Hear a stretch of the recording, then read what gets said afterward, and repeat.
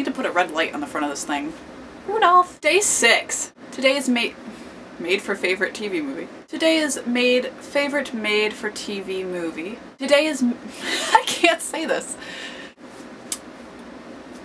Today is favorite made for Today is favorite TV made Today is favorite made for TV movie, and I chose, why doesn't that sound right in my brain?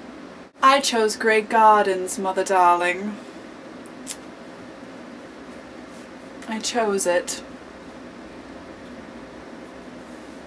About a movie. Jeepers creepers. This is actually a movie about a documentary. I like movies within movies, I guess. It stars Drew Barrymore and Jessica Lange, and they're playing Jackie Kennedy Onassis's aunt and older cousin. So, cousin and aunt. These two filmmakers decided to come in and document their lives, and they are extremely eccentric and codependent and just quite bizarre, except not really. I mean, it's just they're stuck. They're just stuck in this locked time warp, and it's just crazy. I've seen the original and the movie. Wow.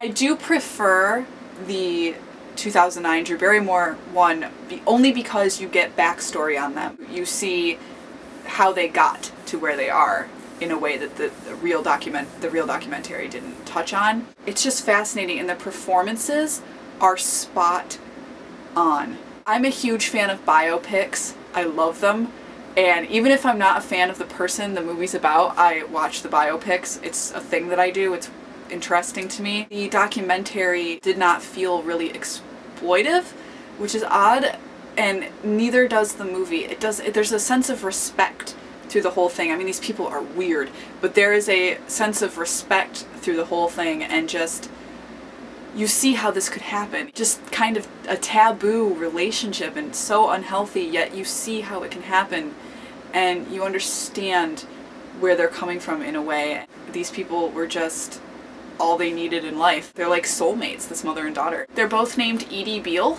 One's Little Edie and one's Big Edie. The house that they live in is called Grey Gardens, and you just see it slowly decline over time to the point where they have pet raccoons and tons of cats. The house really becomes a third person in their life.